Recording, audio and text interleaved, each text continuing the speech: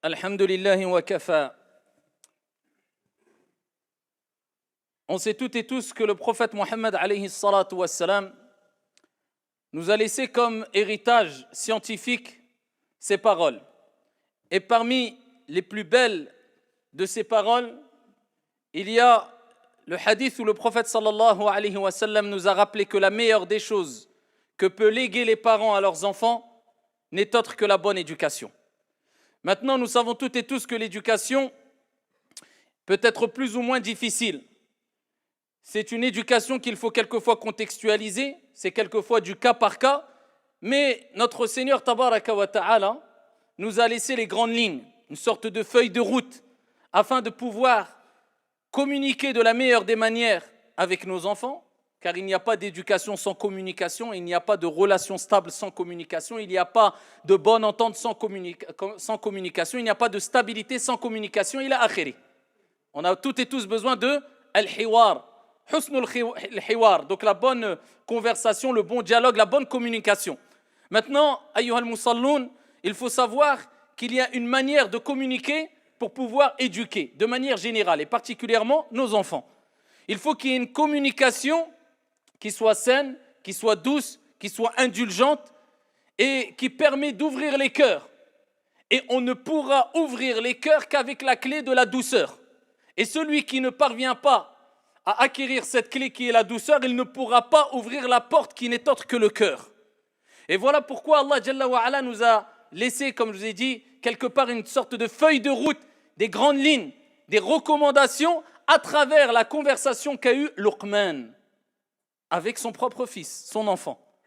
Et Luqman était un homme, chez la majorité, d'après la parole de la majorité des exégètes et des savants, était un homme pieux, vertueux, sage, et il n'était pas un prophète.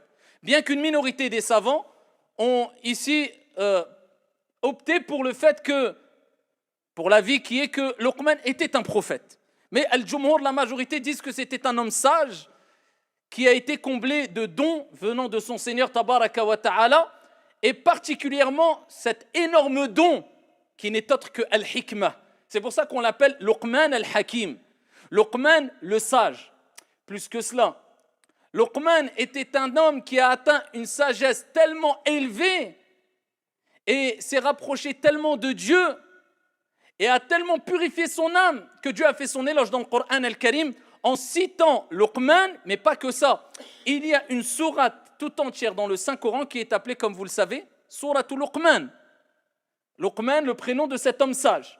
Et Allah Tabaraka wa Ta'ala, à travers Luqman, à travers la conversation qu'a eue Luqman avec son fils, il nous donne les grandes lignes afin de se comporter de la meilleure des manières avec les gens quand on veut éduquer, quand on veut être un guide, et particulièrement avec nos enfants. Je dis de manière générale car ces recommandations sont générales aussi. Mais particulièrement ici, cette éducation vise les enfants. Et on en a toutes et tous besoin pour ne pas faire des désastres, pour ne pas faire des catastrophes. Car on sait toutes et tous que les enfants, à partir du moment où tu es père, tu es une mère, eh bien les enfants sont une amana, sont un dépôt. Et tu devras rendre des comptes concernant ce dépôt-là. Donc tu dois ici éduquer de la meilleure des manières, c'est-à-dire avec la plus grande des douceurs et des sagesses tes enfants. C'est ce que ça veut dire. Bien éduquer ses enfants, c'est éduquer ses enfants avec douceur et sagesse. Si tu veux savoir c'est quoi la bonne éducation, c'est éduquer ses enfants avec douceur et sagesse. Celui qui n'éduque pas ses enfants avec douceur et sagesse, il ne pourra prétendre avoir bien éduqué ses enfants, ni plus ni moins. Alors, avant que Dieu rappelle comment Luqman a éduqué son fils, il rappelle qui était Luqman. On n'a rien sans rien. Si tu veux, sois. Telle est la règle générale. Tu veux des enfants pieux, sois pieux. Tu veux ici une stabilité dans ta demeure, eh bien, crée cette stabilité. Tu veux éduquer, eh bien, sois éduqué. وَلَقَدْ آتَيْنَا لُقْمَانَ الْحِكْمَةَ أَنِ اشْكُرْ لِلَّهِ وَمَنْ يَشْكُرْ فَإِنَّمَا يَشْكُرُ لِنَفْسِهِ وَمَنْ يَكْفُرْ فَإِنَّ اللَّهَ غَنِيٌّ حَمِيدٌ. Allah Tabaraka wa Ta'ala rappelle qui est Luqman. وَلَقَدْ آتَيْنَا لُقْمَانَ الْحِكْمَةَ. On a certes accordé à Luqman, cet homme-là, cet homme sage, al-hikmah. Dieu dit, rappelle que nous, on lui a donné la sagesse. Imagine, Dieu te donne la sagesse. Quel bienfait, quel immense bienfait, quelle chance. C'est un des plus grands bienfaits que tu peux avoir si tu es une personne sage. Et pourquoi pas alors qu'Allah dit dans le Coran yu'ti al-hikmata man yasha wa man yu'ta al-hikmata faqad utiya khayran kathira. Il accorde la sagesse à qui il veut, pas à tout le monde. Dieu dit dans le Coran. Combien d'entre nous ont la sagesse? Al-hikma. Qu'est-ce que la sagesse? On va le voir. Qui peut prétendre être un homme sage? Celui qui est sage a tout gagné. On lui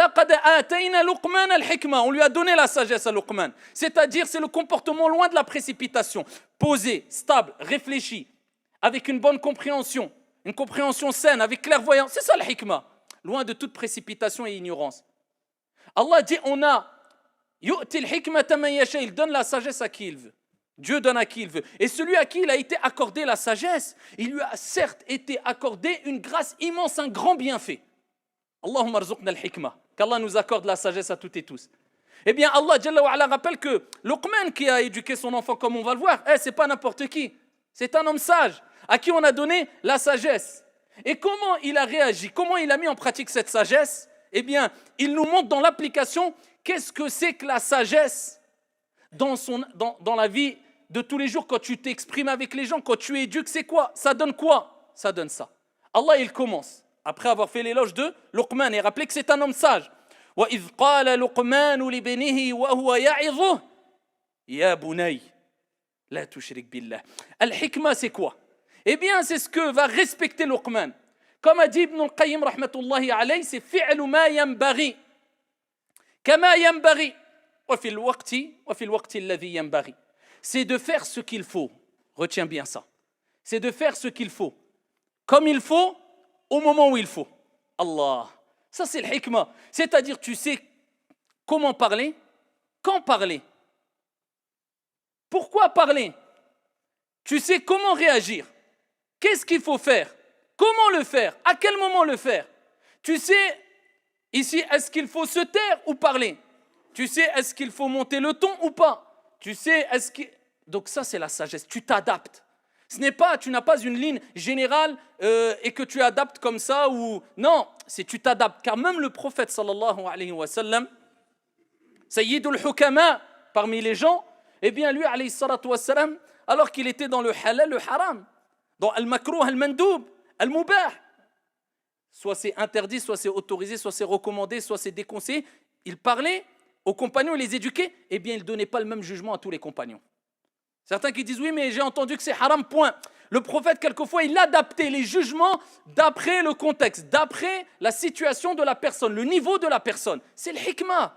C'est le hikmah. Tu sais comment réagir par rapport à celui qui est en face de toi et ce n'est pas donné à tout le monde. Luqman, par contre, l'avait, cette hikmah-là, cette sagesse-là. Et il est rapporté qu'on a interrogé Luqman. On lui a dit, mais qu'est-ce qui a fait que tu as atteint ce degré de sagesse, de hikmah, ce bienfait-là? Il dit, retenez bien, si vous voulez atteindre la sagesse, il dit, Sidqul kalam, c'est d'avoir des paroles véridiques. C'est dire la vérité. Quand je parle avec véracité. Sidqul kalam. Wa ada'ul amana, respecter les dépôts. C'est-à-dire assumer complètement les dépôts. Et les dépôts, c'est vaste. Le dépôt peut être de l'argent, peut être un secret, peut être un engagement, peut être une parole, peut assumer les dépôts. Wa ada'ul amana.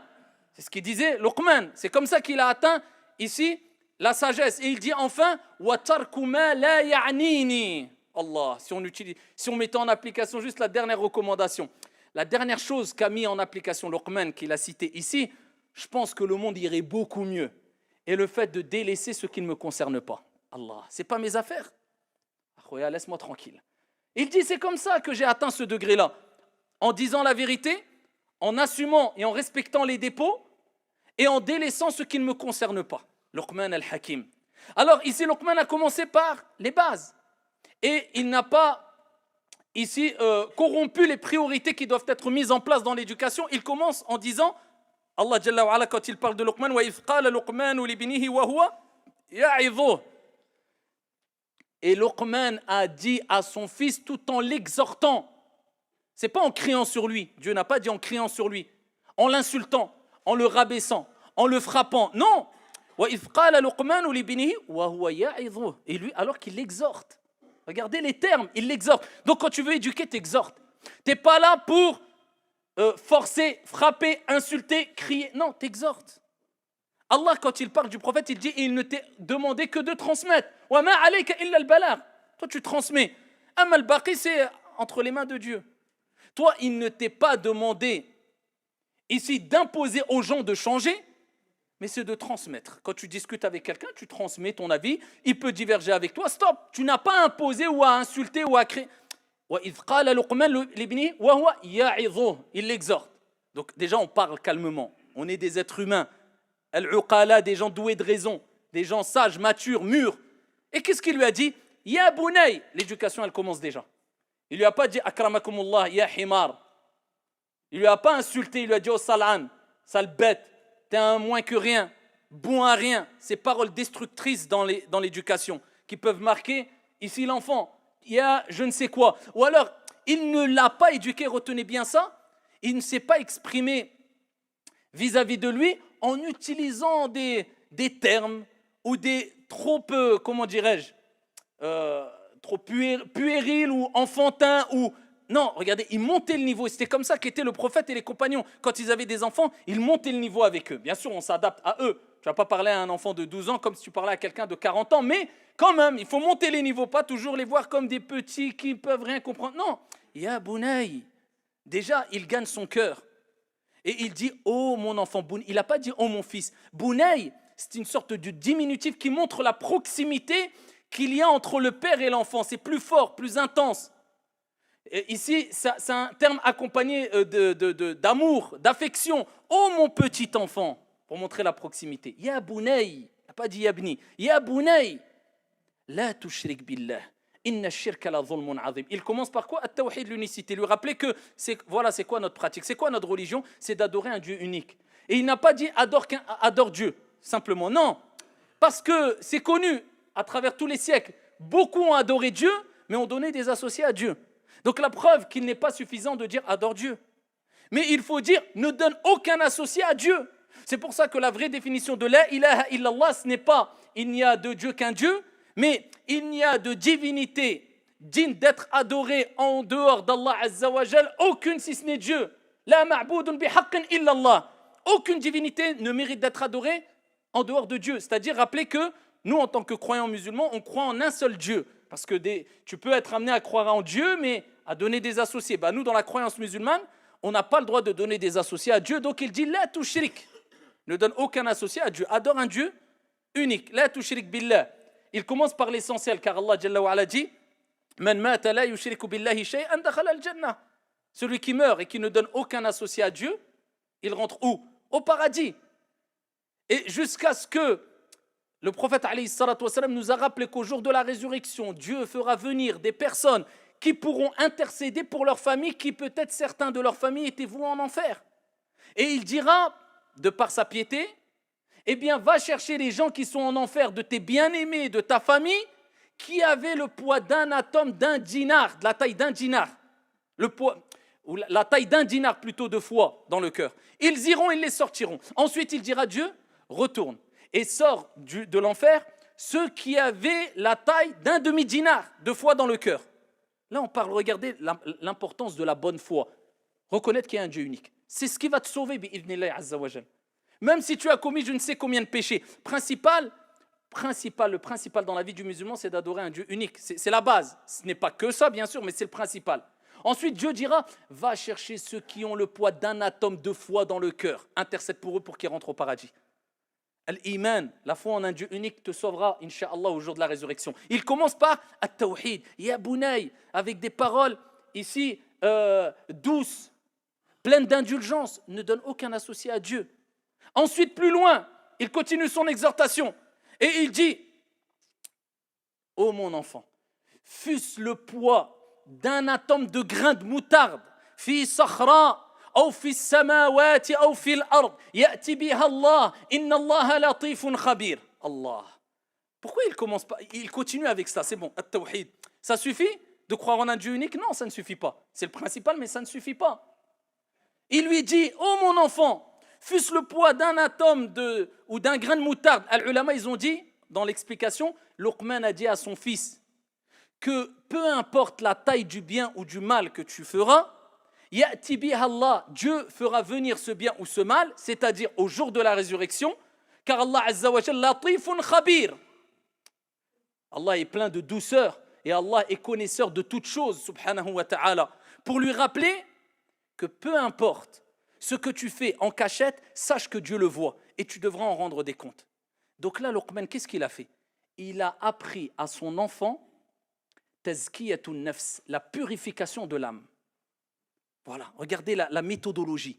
Ça ne sert à rien de dire à ton fils, ou même aux gens de manière générale, en tant que prédicateur, en tant que conseiller, en tant que fais ça, fais pas ça, c'est bien, c'est pas bien. Non, mets-le en condition pour que de lui-même, après avoir purifié son âme, comprenne qu'est-ce qu'il doit faire et qu'est-ce qu'il ne doit pas faire aussi. Comprenne que ce qu'il a fait, c'est bien ou pas, et qu'il ne faut pas le faire parce que. Pourquoi? Parce que Dieu le voit. Il lui dit, peu importe ce que tu fais, même si tu fais une chose infime, de bien ou de mal, c'est-à-dire même en te cachant, eh bien Dieu fera venir cette chose-là au jour de la résurrection. C'est comme s'il disait à son fils, ça ne sert à rien de me cacher les choses. Ça ne te sert à rien plutôt de me cacher les choses. Ça ne sert à rien de ne pas être sincère envers Dieu. Ce que tu caches, eh bien Dieu le sait et Dieu le dévoilera. Et Dieu fera venir cette chose-là au jour de la résurrection, le bien comme le mal. Ça, c'est la purification de l'âme. De faire ressentir à la personne et comprendre à la personne que Dieu le voit, est avec lui où qu'il soit. C'est pour cela, fi sahih, il y a un homme, quand il a entendu le prophète alayhi salatu wassalam mentionner les critères des personnes qui réussiront, il dit, et l'homme qui zakka nafsah, qui a purifié son âme. Et un homme a dit, ya Rasulallah, en quoi consiste la purification de l'âme? Il voulait purifier son âme. Si tu as purifié ton âme, tu as tout gagné. Pour ça, Ar-Razi, rahimahullah ta'ala, il disait, Ash-shaytanu al-haqiqi huwa an-nafs. Il dit, le vrai shaytan, c'est ton âme.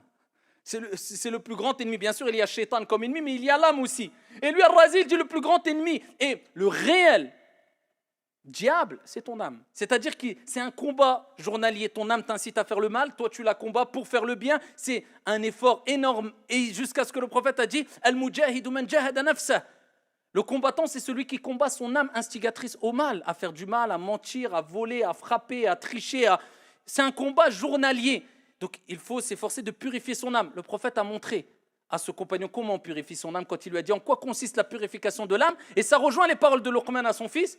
Il dit, celui qui purifie son âme, ya'lamu anna Allah yara haythu ma kan. Il sait pertinemment que Dieu est avec lui, anna Allah ma'ahu. Et ça se rejoint de toute manière, haythu ma kan, que Dieu est avec lui où qu'il soit. C'est-à-dire, il sent que Dieu le voit, l'entend, c'est tout, rien ne lui échappe. La yakhfa alayhi shay'un fil ardi wala fis sama' wa huwa as-sami'ul 'alim. Rien ne lui échappe, que ce soit dans les cieux et dans la terre, dans ton intérieur ou de manière extérieure, tout. Rien n'échappe à Allah Azza wa Jal, Dieu sait tout.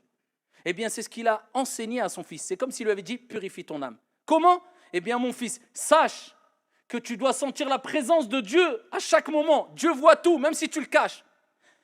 Si infime soit l'erreur, Dieu la fera venir. Regardez les recommandations. Donc, ici, l'unicité, la purification de l'âme. Ensuite, il passe à la pratique. At-takhliya qabla at-tahliya. Nous maintenant, illa man rahimallah, on a inversé. Il y a une règle qui dit la purification avant l'ornement, avant de montrer de manière apparente, je suis ceci, cela. Purifie ton âme. C'est pour cela que maintenant, malheureusement, on a misé beaucoup trop, illa man rahimallah, sur l'ornement, l'apparence physique, plus que la purification, plus que sur la purification intérieure. Et ça crée des contradictions dans notre comportement. Pourquoi? Parce que l'intérieur n'est pas purifié et on veut montrer que à travers notre extérieur qu'on a une âme purifiée. Et quand tu regardes les grands tabi'in qui avaient purifié leur âme, quand tu regardes leurs pratiques, c'était des pratiques qui étaient faites ici dans l'intimité entre eux et Dieu. Nous maintenant, on mise tout sur les pratiques qui sont faites devant les gens ou qui montreraient devant les gens qu'on est pieux, vertueux ou qu'on suit la sunna parce qu'on a une barbe ou là parce qu'on a tel critère ou bien je ne sais quoi encore. La purification, at-takhliya qabla at-tahliya. Donc quand il a appris à son fils comment purifier son âme, il passe à l'application, il dit Ya bunay, aqimis salah. Oh mon enfant, mon cher enfant, toi que j'aime, que je chéris. C'est pas viens ici à... J'ose même pas dire les mots, qui sont dits sans aucune pudeur quelquefois dans les demeures. Il y a des demeures, ici les insultes sont devenues monnaie courante, jusqu'à ce que les parents, quelquefois, ils osent se poser la question mon fils a dit une insulte, mais comment il a pu dire ça? Mais c'est toi qui la répètes, tu ne te rends même pas compte. Tu dis des insultes, où tu le laisses écouter des choses mauvaises ou des insultes de jour comme de nuit. Après, tu t'étonnes qu'il ne respecte plus personne, ou il ne respecte plus ses enseignants, ou il ne respecte plus ses parents, ou il ne respecte... Quelle ambiance tu as à la maison? Quelle éducation tu donnes à tes enfants? Ya bunay, oh mon enfant, aqim as-salah, accomplis la prière. Ça, c'est la base. Il n'a pas dit, tu as intérêt de faire la prière ou... Aqim as-salah. La prière, tu l'as fait aimer aux enfants. C'est pour cela qu'il faut s'y prendre tôt. Pourquoi? Pour pas être une personne qui va imposer ou faire de la prière une corvée pour son enfant. Non, tu le laisses s'imprégner, comprendre qu'est-ce que c'est que la prière. C'est pour ça que le prophète alayhi salatu wassalam, a dit à 7 ans, donnez cette recommandation à vos enfants de faire la prière. Il s'entraîne, il est dans l'ambiance de la prière, il fait, tu le récompenses, il aime la prière. Il comprend que s'il prie, il parle avec son Seigneur, avec Dieu. Il veut des jouets, demande à Dieu dans ta prière. Et Dieu fera que je sois la cause que je t'achète des jouets. Adapte-toi à son âge, récompense-le, aide-le. Montre-lui que c'est un bonheur, c'est une lumière la prière, ce n'est pas une corvée. Les gens, ils attendent le dernier moment. Tu as intérêt de prier, tu as 12 ans maintenant. Hein? Et depuis 7 ans, tu as fait quoi? C'est Anne, maintenant tu ouvres tes yeux, tu as intérêt. Tu crois que ça marche comme ça? Toi, on est arrivé, on t'a dit tu as intérêt de prier, tu as prié? Ou toi maintenant, tous les ordres divins et prophétiques, on te dit tu as intérêt de les faire, tu les fais? Même toi, tu as des déficiences. Donc pourquoi tu réagis comme ça avec ton enfant alors que même toi, tu as des déficiences? Et il y a des choses que tu as du mal à pratiquer alors que tu es adulte. Alors que dire d'un enfant? Fais-lui aimer la prière. Tu as le temps, donne-toi une période. Aqim as-salah, wa'mur bil ma'rouf, wanha 'anil munkar, wasbir 'ala ma asabak. Inna dhalika min 'azmi al-umur. Ensuite, il lui dit quoi? Après la prière. Donc c'est comme s'il lui disait occupe-toi de toi d'abord. Les gens se font les porte-parole de la religion quelquefois et taxe tout le monde d'égaré ou je ne sais quoi, alors qu'il ne s'occupe même pas. Si on vient, on met une caméra chez lui pendant qu'il prie ou à la mosquée, peut-être qu'on va sentir, juste à travers le nombre de fois qu'il bouge dans la prière, que peut-être une seule prière n'a pas été accomplie avec khushu', humilité. Et il s'occupe de tout le monde. Il lui montre, aqim as-salah, occupe-toi de toi d'abord. Ta prière, elle est bien faite, c'est le principal. Si tu arrives déjà à prier avec khushu', c'est déjà énorme. Ensuite, occupe-toi des autres. Wa'mur bil ma'rouf, wanha 'anil munkar.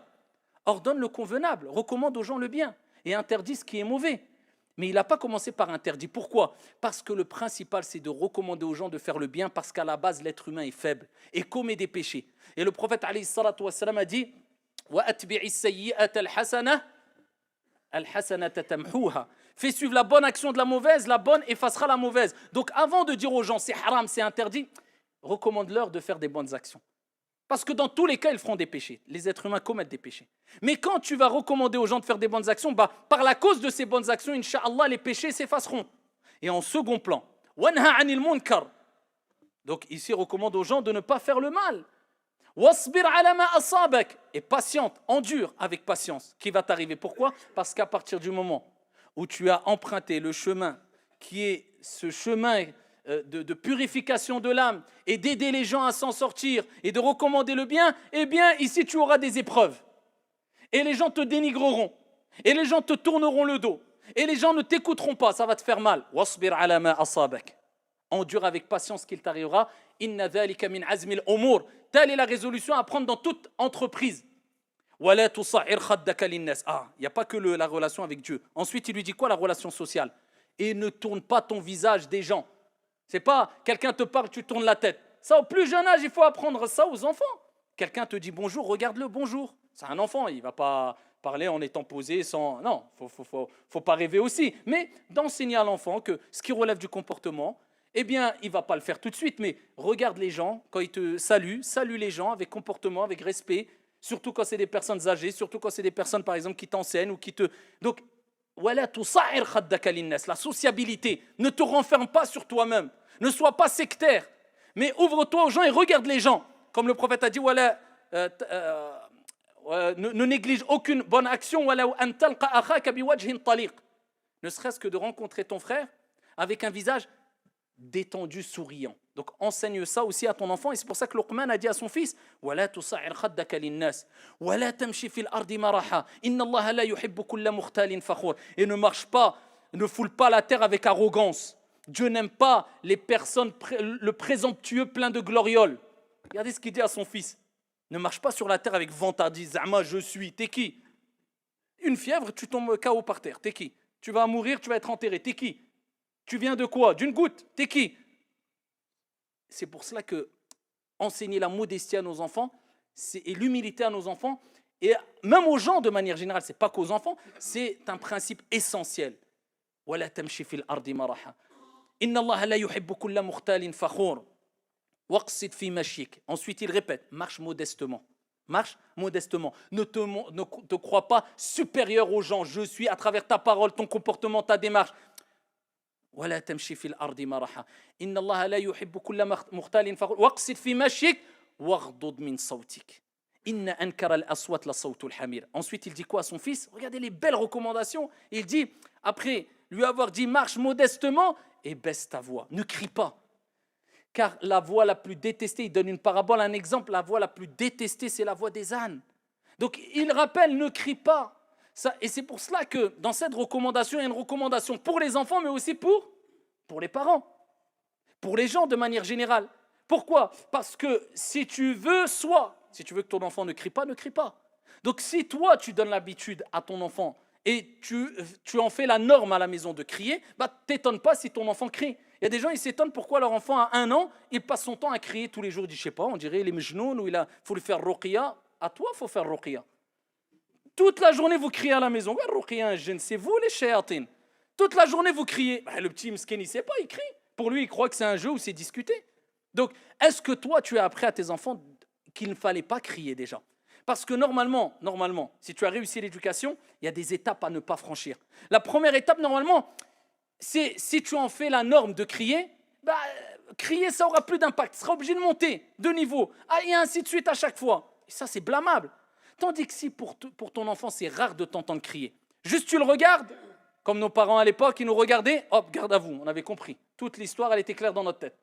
Donc, ici, si tu n'as pas l'habitude de crier, le jour où tu vas crier, ça peut arriver, d'hausser le ton. Et il y a une différence entre hausser le ton et crier. Mais le jour où tu vas crier ou avoir un coup de cri où tu vas être... l'enfant va être choqué, il va dire, oh là, j'ai dépassé les limites, j'ai fait quelque chose de grave.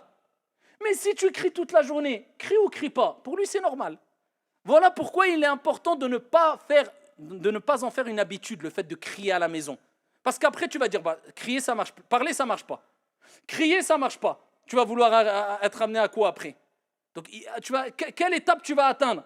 Voilà pourquoi il faut tout de suite fermer les barrières. Je ne crie pas. Même si mon enfant me met à bout, je fais tout pour ne pas crier, du moins, pour pas en faire une habitude. Sinon, si je crie, mon enfant crie, rappelle-toi que Dieu a donné cette parabole. Inna ankara al-aswad la sawtul hamir. Et vous savez que le prophète il dit quand vous entendez le coq, invoquez et demandez à Allah Azza wa Jal de ses grâces, car il y a des voix ici qui sont accompagnées de grâces, de bienfaits. Et quand vous entendez l'âne, dites a'udhu billahi minash shaytanir rajim. Les personnes, peut-être si on rentre chez eux, on sera obligé de dire 1000 fois a'udhu billahi minash shaytanir rajim. C'est pour cela que mettez ça comme norme chez vous. Je ne crie pas. Mieux vaut donner, tu écris 200 fois ceci parce que tu as fait une erreur, mais ne crie pas. Ne donne pas cette habitude de crier. Et c'est les recommandations. Et parmi, la dernière recommandation de Luqman à son fils qui nous a été donnée dans le Saint-Coran. Bien sûr, on aurait pu prolonger longuement pour chaque recommandation qu'a donnée Luqman, mais c'est simplement pour vous donner, en gros, les grandes lignes à suivre pour avoir une conversation et un dialogue serein, sain, doux, indulgent avec autrui. هذا وصلى وسلم